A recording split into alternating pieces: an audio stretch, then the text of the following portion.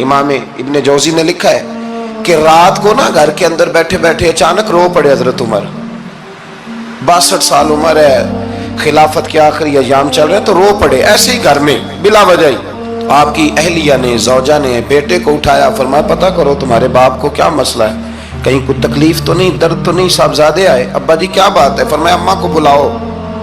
सब लोग जमा हो गए तो जनाब उमर फारूक रदी अल्लाह ताला अन्हु फरमाने लगे कि बैठो मेरे इर्द गिर्द। सब बैठ गए तो फरमाने लगे आज जब मैं मस्जिद से निकला था तो मेरे नबी पाक के सच्चे सहाबा, सच्चे रसूल के सच्चे सहाबा, हुजूर के सच्चे गुलाम ये कह रहे थे कि उमर बड़ा ही अच्छा है, अदल वाला है, इंसाफ वाला है। तो अब्बा जी इसमें रोने वाली क्या बात है? तो फरमाने लगे डर ये लगता है कि बाहर तो मैं अच्छा था, कहीं घर में तो नहीं कोताहियां करता रहा। मेरी बात पे तवज्जो करना, कहीं घर में आप बातें सुन लें तो शायद जितनी मैं करता हूं दूसरा कार ही कोई ना सके, लेकिन जब अमल के रास्ते पे हम निकलते हैं तो वो मसदूद है, वो बंद है। अमल किसने करना है? आप कोई आयत पढ़ें तो यहां गलती निकालने वाले 20 लोग मिल जाएंगे, 20 लोग, लेकिन उस आयत पे अमल करने वाले कितने मिलेंगे? तो हजरत उमर फारूक रो रहे थे, कहने लगे कहीं तुम्हारे हुकूक तो नहीं पामाल करता रहा। तो आपकी अहलिया ने जब सुना तो वो कहने लगी उमर मुझे तो बड़ा पुराना शिकवा है, आपका जाहो जलाल इतना था मैं बात नहीं कर सकी। उमर तुमने सारा दिन मस्जिद में गुजार दिया और सारी रात निकाब ओढ़ के मदीने की गलियों में गुजार दी, मैं तो जिंदगी की कोई खुशी देख ही नहीं सकी। चाह तो मेरे अंदर भी थे ना कि मेरा शौहर कुछ घड़ियां बैठता, कहीं मुझे लेके जाता, तो मैं तो कुछ नहीं देखा, मुझे बड़ा शिकवा है। तो हज़रत उमर कहने लगे चल अल्लाह की रिजा के लिए माफ कर दे। भाई माफी बीवी से नहीं मांगी जा रही, माफी अपनी गलती की मांगी जा रही, ये समझ ले। बीवी के लिए तो खामद का बहुत बड़ा मकाम है ना, लेकिन यहां गलती किस बात की है? अपनी कमजोरी पर गलती का इतराफ करके माजरत का सवाल किया जा रहा है। तो हजरत उमर कहने लगे माफ कर दे। तो अहलिया कहने लगी मैं नहीं माफ करती, मेरी शर्त पूरी करें। फरमाया वो क्या? फरमाने लगी क़यामत में जब अल्लाह आपके लिए जन्नत का हुक्म देगा तो आप मेरी सिफारिश करेंगे अल्लाह की बारगाह में?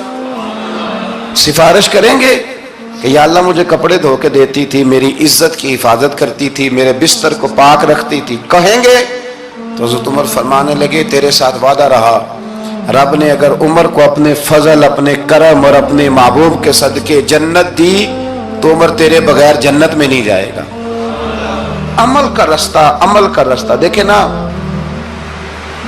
2 दफा उस्ताद बात करता है, 2 दफा,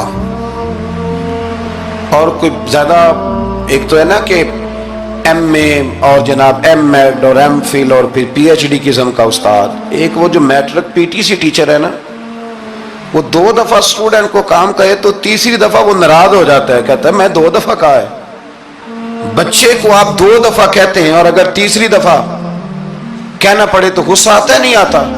भाई तूने इतनी दफा कहा, तू समझ नहीं रहा बात को। और अगर अल्लाह करीम कुरान मजीद में सैकड़ों दफा कहे नमाज पढ़ो, सैकड़ों दफा, और ये बहाने कर रहा है, ये भी प्रोग्राम बना रहा है, फिर कहता है मैं बेचैन रहता हूं, मैं बेकरार रहता हूं। अमल का रास्ता इसको इख्तियार करें, आप सुकून में रहेंगे। बदअमल आदमी और बेअमल आदमी ये हमेशा परेशान रहते हैं, हमेशा। अमल करें, तौबा करें तो फिर बदल जाएं, फिर तब्दीली आए। और ये कोई मुश्किल काम नहीं, जो बदलने वाले थे वो बदल गए, बड़ा कुछ करते थे पर फिर वो लोग बदल गए। हजरत फुजाला रदी अल्लाह ताला अन्हु कहते हैं कि मैं बड़ा दिलदादा था औरतों का, और मेरा माहौल ये था कि मैं कत्ल भी कर लेता था, माज़अल्लाह चोरी भी कर लेता था, और रात मेरी तबीयत थी माज़अल्लाह नई से नई औरत के पास जाना।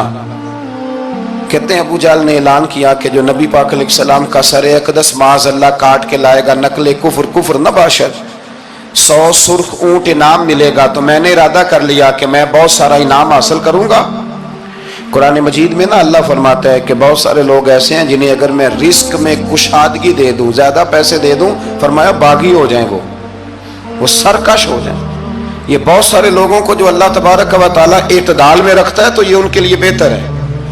हर बंदा दौलत के होते हुए नेक हो सकता تو یہ اللہ اگر رکھتا ہے نا اعتدال میں تو شکر کرے اللہ کا، ورنہ تو لوگ عیاشیاں کریں، پتہ نہیں کیا کچھ کر گزرے۔ تو حضرت فضالہ کہتے ہیں کہ میں نے خنجر تیار کیا اور میں نے بغل میں اس کو چھپایا، اوپر میں نے چادر اوڑھ لی۔ اب مجھے پتا تھا ظہر کی نماز کے بعد نبی پاک صلی اللہ علیہ وسلم طواف کعبہ کے لیے، بیت اللہ شریف کے طواف کے لیے جاتے ہیں۔ کہتے ہیں میں بھی اس طرف بڑھا، رستے میں نا وہ خاتون جس کے گھر میں نے رات آنا تھا، میں نے دروازے پہ دستک دی، میں نے کہا کہ تیار رہنا، تیار رہنا، آج میں بڑے پیسے لے کے آؤں گا۔ اسے میں نے یہ کہا اور پھر میں چلا گیا بیت اللہ شریف کا طواف کرنے۔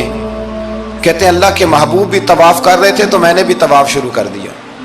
ارادہ یہ تھا کہ جہاں نبی پاک علیہ السلام میرے قریب سے گزریں گے تو موقع پا کر میں حضور کے جسم اقدس پر خنجر کھونپ دوں گا اور معاذ اللہ شہید کر دوں گا۔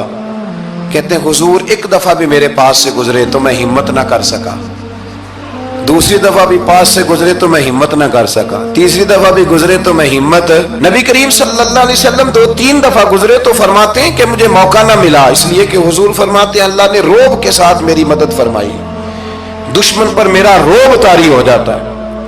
فرماتے ہیں جب چکر پورے ہو گئے تو محبوب کریم نہ چھٹے چکر پہ فرمانے لگے فضالہ چکر ایک رہ گیا ہے، بے خبر ہو جو غلاموں سے وہ آقا کیا ہے، ایک پھیرا رہ گیا ہے۔ کہتے طواف مکمل ہو گیا تو محبوب میرے قریب آئے، فرمایا وہ کام کرتے کیوں نہیں جس کے لیے آئے تھے؟ میں نے عرض کی یا رسول اللہ کون سا کام، کیسا کام؟ اندر تو چور تھا نا، بانج فقیروں کسے نہیں ماریا، اے ہوئی چور اندر دا، اندر چور تھا نا۔ کہتے ہیں حضور نے مجھے کندھے سے پکڑ کے ہلایا، فرمایا کرتے کیوں نہیں؟ جب حضور نے ہلایا تو وہ خنجر بھی پیروں میں گرا اور میں بھی رسول اللہ کے پیروں میں گر گیا۔ میں نے کہا حضور مجھے کلمہ پڑھا دیں۔ کہتے ہیں حضور نے پہلے میرے دل پہ دست مبارک پھیرا، پھر میرے نبی نے مجھے کلمہ پڑھا دیا۔ اب نا مرید ہونے والا کہتا ہے کہ جی آہستہ آہستہ میں ٹھیک ہو جاؤں گا۔ اب وہ آہستہ آہستہ کا کیا ترجمہ ہے یہ بالکل سمجھ نہیں آتی۔ بھئی کسی بندے سے 5 لاکھ روپیہ لینا ہے تو اس سے وہ کہتا ہے جی میں آہستہ آہستہ دوں گا، 500 روپیہ دے دیا کروں گا روز کا، تو کہتے ہیں میری رقم خراب ہوتی ہے، پورے دو۔ اور نیکی کی بات جب آتی ہے تو کہتے ہیں حضرت صاحب دین اتنا سخت نہیں ہے، میں آہستہ آہستہ ٹھیک ہو جاؤں گا۔ اب میں مغربی شاپ پڑھنی شروع کر دیا میں نے، اب میں تسبیح لے لی ہے، کل میں نے بھی آہستہ آہستہ میں ٹھیک ہو جاؤں۔ یعنی رقم لینی ہو تو وہ آہستہ آہستہ قبول نہیں ہے، لیکن اور مکان کی رجسٹری اگر کرانی ہو تو مالک مکان کہے گے آہستہ آہستہ کرا لو، کہتے ہیں پیسے پورے دیے، سویرے چل اور بیان دے، یہ کیا بات ہوئی؟ یہاں یہ جو ہمارا ماحول تھا نا کر لیں گے ہو جائے گا، یقین کریں لوگ قبروں میں چلے گئے ہیں پر مسجدوں میں نہیں آئے، ہر کام سے لوگ ریٹائر ہوئے پر گناہوں سے ریٹائر نہیں ہوئے، آخر تک تباہی اتر گئی لیکن لوگ بدلنے کو تیار نہ ہوئے۔ حضرت فضالہ کہتے ہیں ابھی میں نے کلمہ پڑھا، ابھی میں واپس آیا، رستے میں وہ بی بی کھڑی تھی، کہتے ہیں میں وہ شخص تھا کہ عورتیں مرتی تھی میرے اوپر اور کسی کی جرت تھی کہ وہ آئیں بائیں شائیں کرے، لیکن فرماتے ہیں میں بی بی کے پاس سے گزر گیا، پہلے تو اس کا خیال تھا رکے گا، لیکن جب میں رکا نہ تو دروازے پہ آئی، اور جب میں گزر گیا تو اس نے آواز دی، لیکن میں نے سنی انسنی کر دی، جب آگے بڑھا تو میرے پیچھے دوڑی۔ فرماتے ہیں مجھے پکڑ کے کہنے لگی فضالہ تجھے کیا ہوا، تو وہی نہیں جو یہاں سے گیا تھا؟ آپ فرماتے ہیں میں کبھی نہیں رویا تھا، میں کبھی نہیں رویا تھا، اور جب کہا نا تو وہی نہیں، کہتے میں نے سر اٹھایا تو میری آنکھوں میں آنسو تھے، میں نے کہا میں جو گیا تھا وہ نہیں ہوں، اب تو میں محمد عربی کا غلام بن گیا، اب میں وہ نہیں ہوں، اب نہیں ہو سکتا کہ کوئی میری نظر میلی ہو جائے، یہ کیسے ممکن ہے؟ اب نا اسلام کی تعریف ہم نے یہ کی ہے کہ خبردار کوئی ہمارے قریب نہ آئے، ہم کسی کو بات نہیں کرنے دیتے کہ ہم مسلمان ہیں، ہم بات نہیں کرنے دیتے۔ پتہ کیا بات ہے، ایک میری یہ تقریر ہوتی ہے ممبر پہ، اور ایک میرا عمل ہوتا ہے جب میں سفر کرتا ہوں، جب میں گاڑی میں بیٹھتا ہوں، جب میں دوستوں سے ملتا ہوں، جب ان دونوں باتوں میں تضاد آتا ہے نا، تضاد، تو لوگ تقریر کو جذبات نہیں کہتے، ایک فن بن جاتی ہے تقریر۔ آپ کو پتہ ہے نا وائزین نعت خاں کہتے ہیں میں نے محفل لوٹ لی، پھر لوگ شمار کرتے ہیں کتنے لوگوں نے سبحان اللہ کہی، پھر لوگ شمار کرتے ہیں کہ آج 5 بندے روئے بھی تھے جب میں تقریر کر رہا تھا۔ تو پھر یہ فن ہے، یہ جذبات کا اظہار۔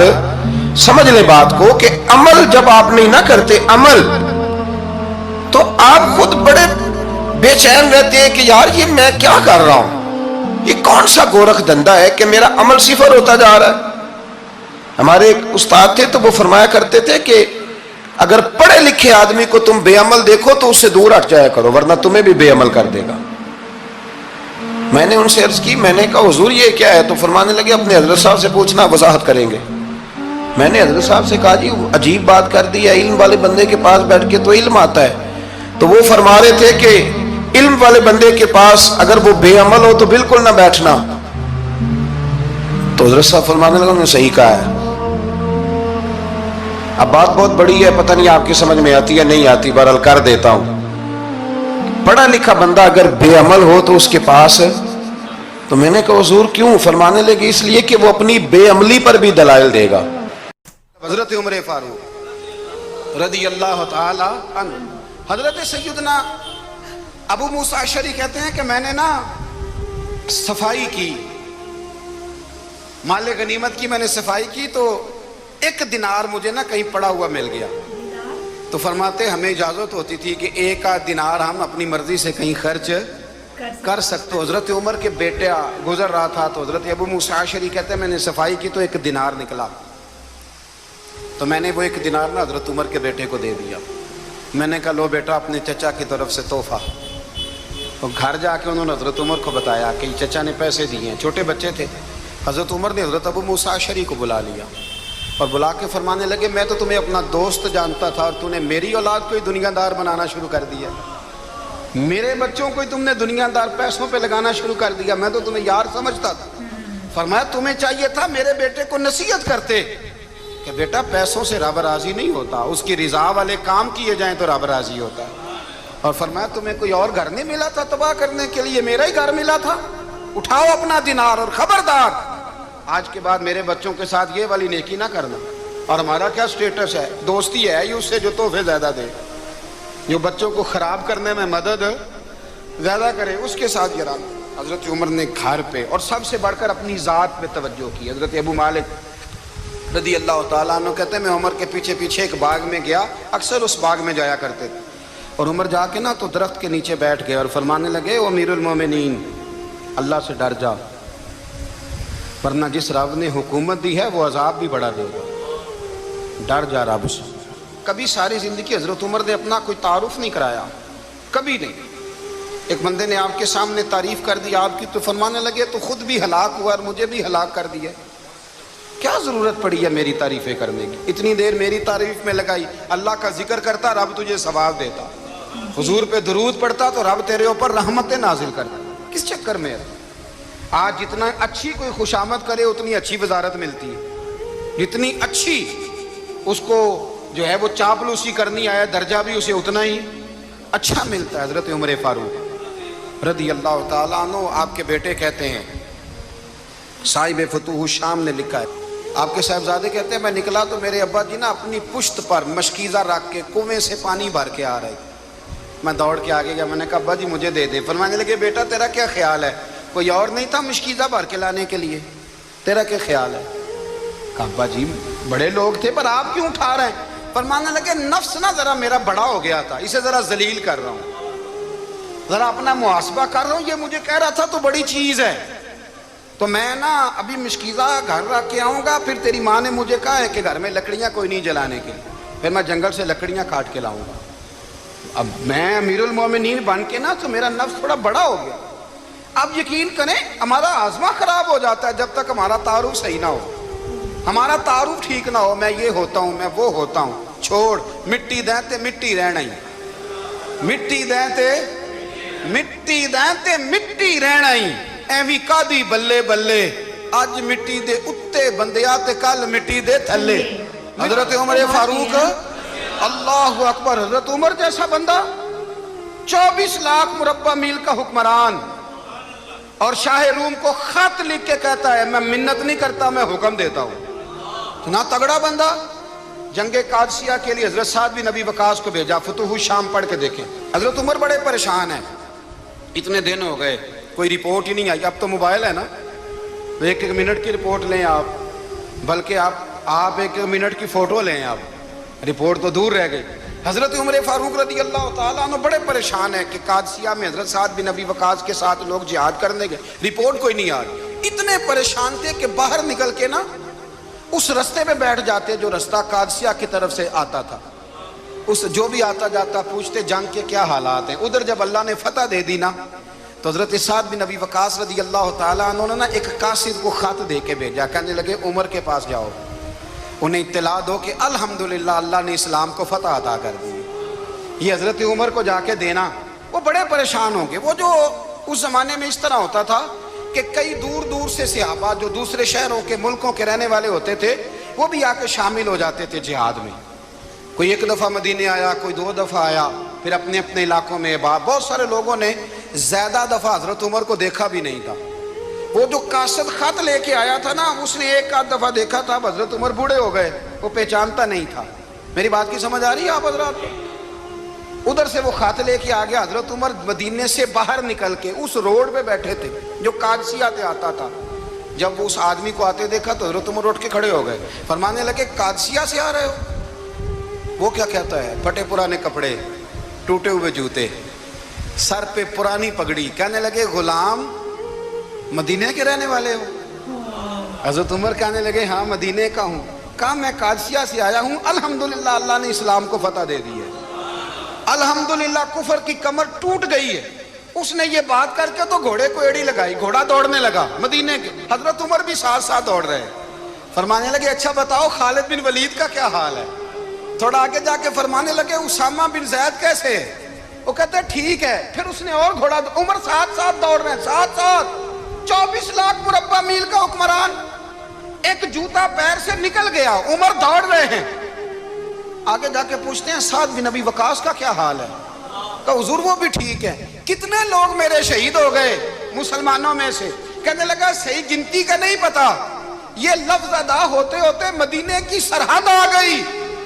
لوگوں نے عمر کو گھوڑے کے ساتھ دوڑتے دیکھا تو کہا امیر المومنین کیوں دوڑ رہے ہیں؟ وہ غلام چھلانگ لگا کے نیچے آیا، قدموں میں بیٹھ گیا، کہنے لگا حضور آپ نے بتایا ہی نہیں آپ امیر المومنین ہیں۔ آپ فرمانے لگے کیا بتاتا؟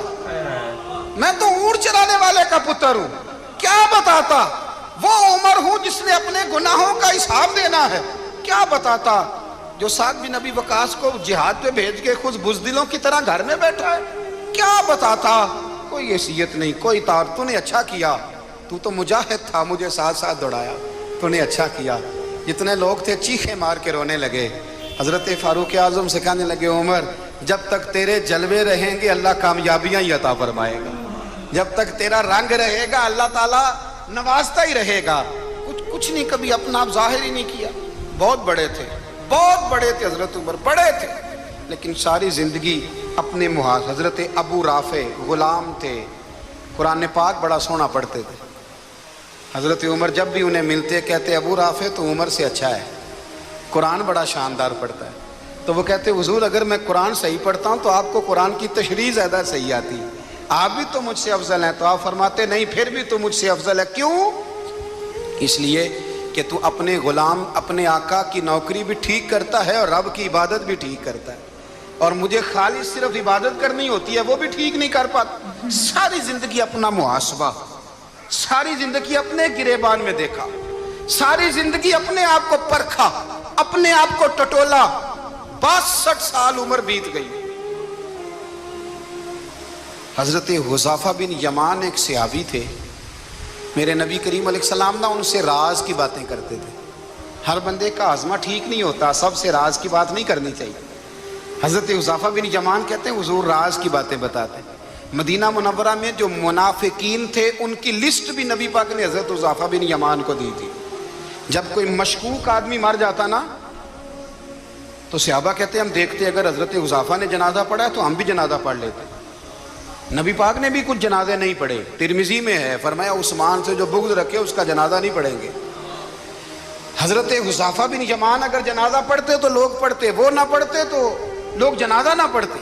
حضرت حذیفہ بن یمان کہتے ہیں جناب عمر فاروق کی خلافت کے آخری ایام تھے، کچھ دنوں کے بعد وہ شہید ہو گئے۔ فرماتے ہیں آدھی رات کا وقت تھا، میں گھر میں سویا تھا بڑا بے فکر، اچانک میرے دروازے پہ دستک ہوئی، میں گھبرا کے اٹھا، اتنی رات کو کون آیا؟ کہتے ہیں قربان جاؤں، دروازے پہ گیا تو امیر المومنین فاروق اعظم دروازے پہ۔ میں نے کہا عمر کوئی حکم تھا تو مجھے بلا لیتے۔ کہنے لگے میں نا امیر بن کے نہیں آیا، تیرا ویر بن کے آیا ہوں۔ امیر المومنین کی حیثیت سے سرکاری کام سے بلاتا تو وہاں بلاتا، مجھے ایک ذاتی کام پڑ گیا۔ کہتے ہیں میں نے عمر کو گھر کی اندر بلا کے چارپائی پہ بٹھایا، میں نے کہا حضور میں غریب آدمی ہوں، میں کیا آپ کے کام آ سکتا ہوں؟ تو کہتے ہیں انہوں نے نا مجھے ساتھ بٹھا لیا، پھر میرا ہاتھ پکڑ لیا، کہنے لگے تو عمر کو جانتا ہے؟ عمر جھوٹ نہیں بولتا۔ تو جانتا ہے؟ عمر وعدوں کا پکا ہے۔ کہا حضور جانتا ہوں۔ کہا میں اس وقت آیا ہوں جب دیکھ بھی کوئی نہیں رہا۔ حضرت حذیفہ بن یمان کہتے ہیں پریشان ہو گیا، حضور پہلیاں نہ بجھوائے، مہربانی کرے بتائیں کدھر آئے ہیں؟ حضرت عمر فاروق فرمانے لگے 62 سال کا ہو گیا ہوں، 63 میں چل رہا ہے، داڑھی سفید ہو گئی ہے، پھل پک گیا، اٹھ فریدہ ستیا، داڑھی آ گئی پور، اگا نیڑے آ گئی، پیچھا رہ گئی دور، اب قبر اشر کا معاملہ صاف نظر آنے لگا ہے۔ کہا حضور مجھ سے کیا چاہتے ہیں؟ حضرت عمر رو پڑے، کہنے لگے آج میں عشاء کے بعد نکلا ہوں تو نبی پاک کے صحابہ مجھے نیک کہہ رہے تھے، پھر میں نے بچوں کی ماں سے اور بچوں سے بھی پوچھا ہے، وہ بھی مجھ سے راضی ہیں، پر حذیفہ تیرے ساتھ نبی پاک راز کی باتیں کرتے تھے، سچ بتا کہیں عمر کا نام منافقوں میں شامل تو نہیں؟ سچ بتا ان منافقین میں تو شامل نہیں، کہیں اوپر سے تو نہیں سارا کچھ؟ حضرت حذیفہ بن یمان کہتے ہیں میں باپ کے مرنے پہ اتنا نہیں رویا جتنا عمر کے سوال پہ رویا۔ میں قدموں میں بیٹھ گیا، میں نے کہا نہیں عمر یہ تو میں نے نہیں سنا، لیکن یہ میں نے نبی پاک سے ضرور سنا ہے کہ میرے بعد اگر کوئی نبی ہوتا تو عمر ابن خطاب ہوتا۔ یہ میں نے اپنے کانوں سے سنا ہے کہ عمر جس گلی سے گزرے شیطان رستہ بدل جاتا ہے۔ یہ میں نے اپنے کانوں سے سنا ہے کہ 950 سال حضرت جبریل جناب عمر کی شان بیان کریں تو پھر بھی بیان نہیں ہو سکتا۔ یہ میں نے ضرور سنا۔ دوستو ساری زندگی حضرت عمر نے اگر دوسروں کا محاسبہ کیا تو اپنا اور اپنے بچوں کا بھی کڑا خیال رکھا، اپنی ذات پر بڑی توجہ دی۔ جو لوگ اپنا بھول جاتے نا، ہمیں اپنی صحت کا بڑا خیال ہے لیکن اپنی روحانی زندگی کا کوئی خیال نہیں ہے، قلبی زندگی کا کوئی تصور نہیں ہے۔ آپ یقین کریں موٹا آدمی کمزور ہونے کے لیے جدوجہد کر رہا ہے، کمزور طاقتور ہونے کے لیے، لیکن جس کو کتنے دن بیت گئے اللہ رسول کی یاد میں رویا ہی نہیں، کتنے دن بیت گئے نہ سننے کو دل ہی نہیں چاہا، جسے مہینوں بیت گئے اور قرآن پاک کی طرف نظر ہی نہیں گئی، وہ فکر مند ہی نہیں۔ زندگی زندہ دلی کا نام ہے، مردہ دل کیا خاک جیا کرتے ہیں؟ بھائی حضرت عمر کی زندگی دور حاضر میں ہمیں یہ سبق دیتی ہے کہ کڑی نگرانی رکھو اپنے پودوں کی، کڑا خیال رکھو اپنے ذاتی باغ کا، اور یہ جو تمہارے دل کی دنیا ہے یہ تمہاری روح کی زندگی ہے، اس کا محاسبہ کرتے رہو۔ نبی کریم علیہ السلام نے فرمایا اپنا حساب خود کر لو قبل اس کے کہ تمہارا حساب کیا جائے۔ اپنا حساب بولیے، اپنا حساب۔ ہم ساری دنیا کا حساب کرتے پھرتے ہیں، کوئی کہاں سے کماتا ہے کہاں کھاتا ہے، پر اپنا حساب حضور نے فرمایا حساب کر لو قبل اس سے کہ تمہارا حساب۔ مولا علی فرماتے ہیں نماز پڑھ لو قبل اس کے کہ تمہاری نماز پڑھی جائے، نماز پڑھ لو قبل اس کے کہ تمہاری۔ اپنا محاسبہ کریں، تھوڑا سا نا اوپر دائیں بائیں دیکھنے کی بجائے تھوڑی سی گردن جھکا کے نا، درویش کہتے ہیں برے بندے نو میں لبن ٹریا تے جگ تے ملیا نہ کوئی، اپنے اندر چاتی پائی تے میتھوں برا نہ کوئی۔ تھوڑی سی نا، تھوڑی سی اپنی طرف توجہ دیں۔ ہم نا بے چین وقت گزار رہے ہیں، بے قرار ہیں، بے سکون ہیں، سبب یہ ہے کہ ہم نے نا اپنا حساب کرنا چھوڑ دیا ہے۔ حساب کرو گے، بے حساب تو بندہ روٹی کھا لے تو بیمار ہو جاتا ہے، اور اگر زندگی بے حساب گزرے، گناہوں کا حساب ہی نہ کیا جائے، تقوی کی طرف توجہ ہی نہ کی جائے، تو پھر زندگی دشوار ہو جاتی ہے۔ اور اللہ پوری امت مسلمہ کو ایک حضرت عمر فاروق رضی اللہ تعالیٰ عنہ کے طریقے پر چلنے والا لیڈر عطا فرما، ہمیشہ مدحت خیر الانام میں گزرے۔ दुआ है ये उम्र दरूद।